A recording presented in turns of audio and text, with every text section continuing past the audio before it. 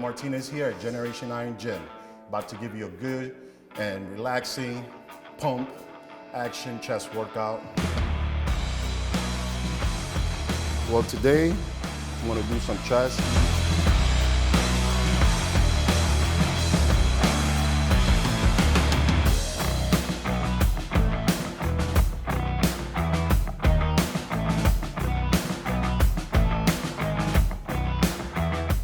I want to start warming up, and I definitely always warm up my rotator cuff.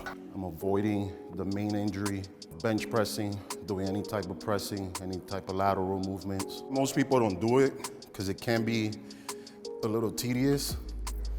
You know, everybody's there pushing, moving weight, and you're here kind of taking a stroll in the park, warming up. But it's very crucial to give you that longevity and avoid injuries. And how many sets of that do you do?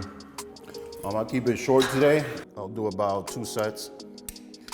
Ideally, you want to do around 3 to 4, especially if you do have a shoulder pinch. A lot of people, you can see who has a shoulder problem. One, when they're lifting the bench, they compensate with their good shoulder.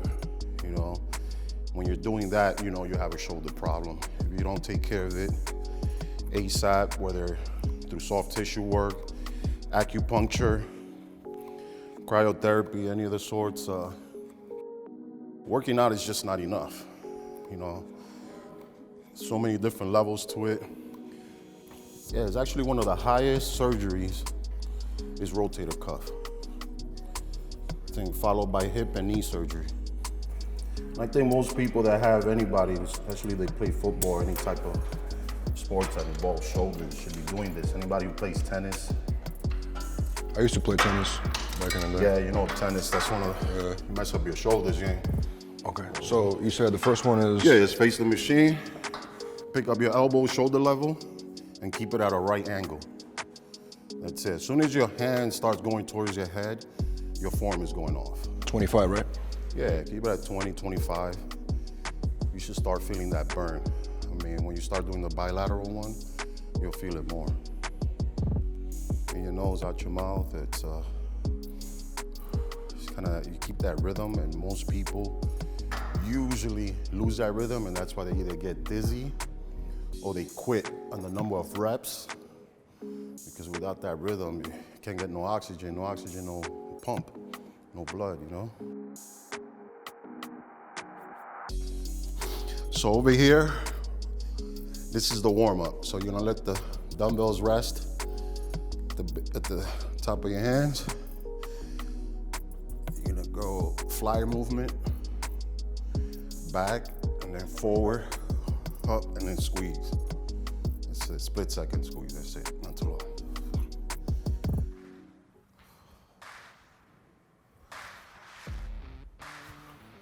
So I go heavier, I go lower on my reps. But since I don't go that heavy, my reps maintain themselves at about 12, 15 reps. So let it rest at the base. Yep. And it'll set up any barbell, dumbbell, hammer incline, it will set that up. So now, no matter how heavy you go, it's only gonna work that, you know, upper pec, anterior deltoid area. I gotta explain on this one, and again, you know, these hammers in the beginning were made for football players. So first time I saw it was in Columbia University football athletics gym. Wow. Never saw it at a gym. Before just dumbbells? Been to Bally's, been to Pumping Iron, been to all the bodybuilding gyms. New York City. Never saw it until I went into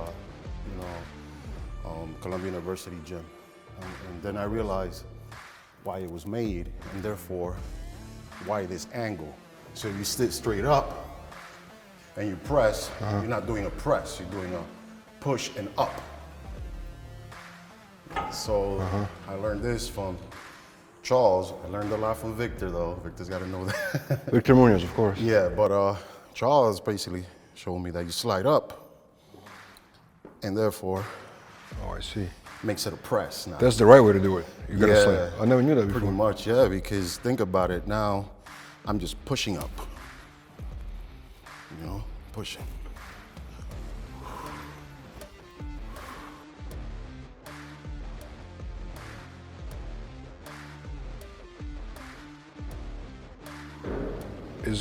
Is pacing important? How fast or how slow you go?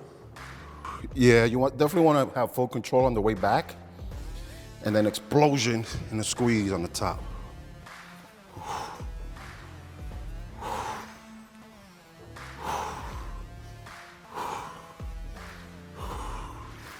Of course, without trying to lock out your elbows. How many did you do? 15. 15? Wow. It's only one plate. We're gonna have some fun, man. How many plates you usually do? Usually 3, but So like this, right? Slide down like this? yeah, that's it. It's a different feel. Yeah. Less stress on your shoulders, more on the chest. Definitely less on the shoulders. Before if you sit all the way back, it'll be too much shoulder before it becomes chest.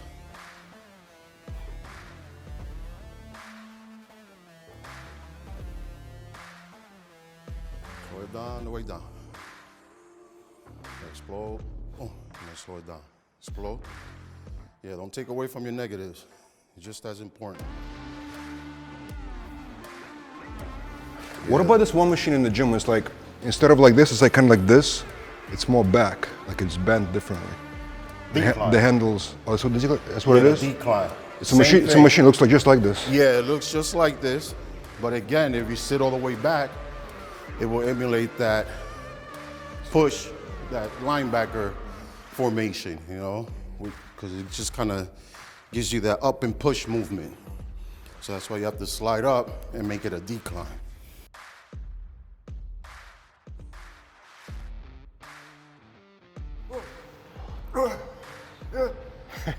Vic is going in, man. You gotta do decline, especially when you start getting older. That decline area tends to lose its fullness. How important is the decline for the chest development? Gives you that overall chest complete chest look, you know? See a lot of guys on stage that do a front double bicep, the chest disappears. That's because they're not doing any decline. Grab that one, I'll pass up, yo. How many did you do? 15.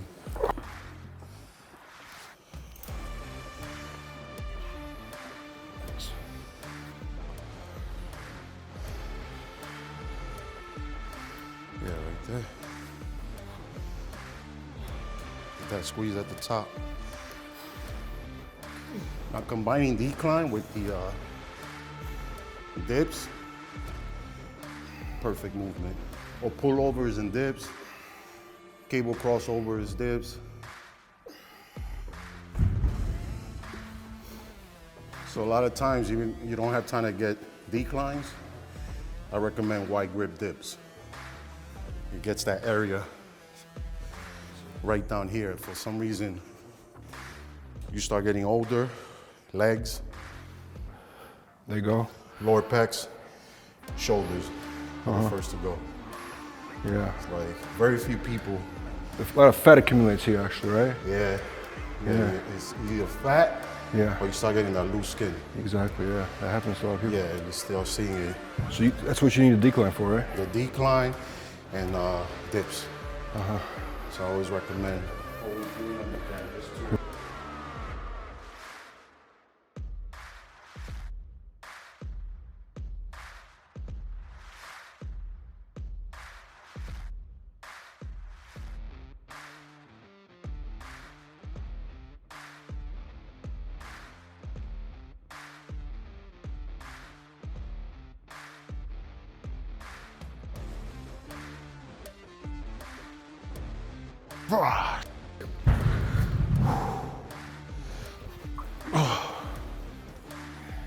do it.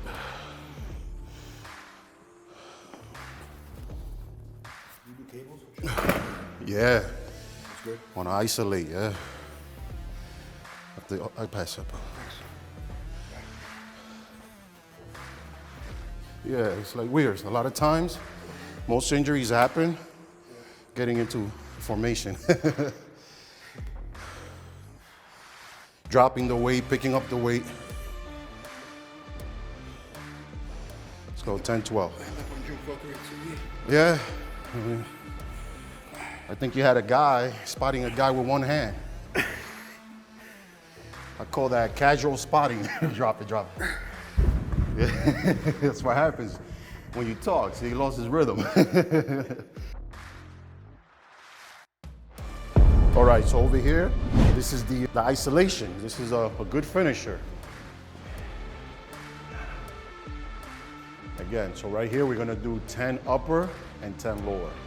Okay, so it's a fly, Forward. press.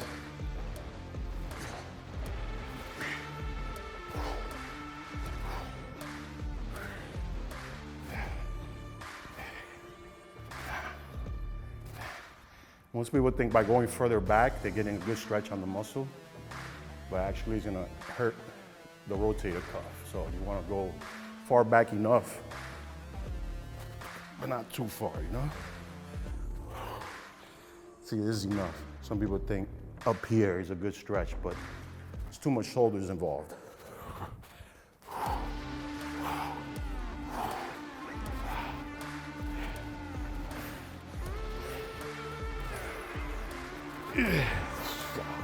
You think I should go lighter? 40. 40? Yeah, do 40. Again, your muscles so fatigued already.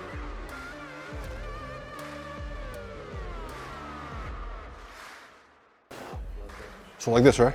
Good old boy. So right here, good, and press. Try palms facing each other. Yeah. This is a fly press. Get that squeeze all the way forward, all the way forward. Yeah. Yeah. And then like this. Yep.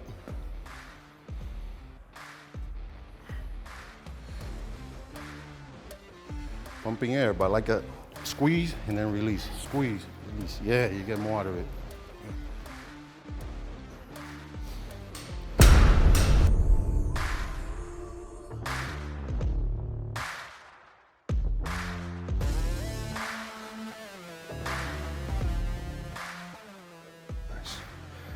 Thanks, bro. Well, we ain't over. Come Oh, on.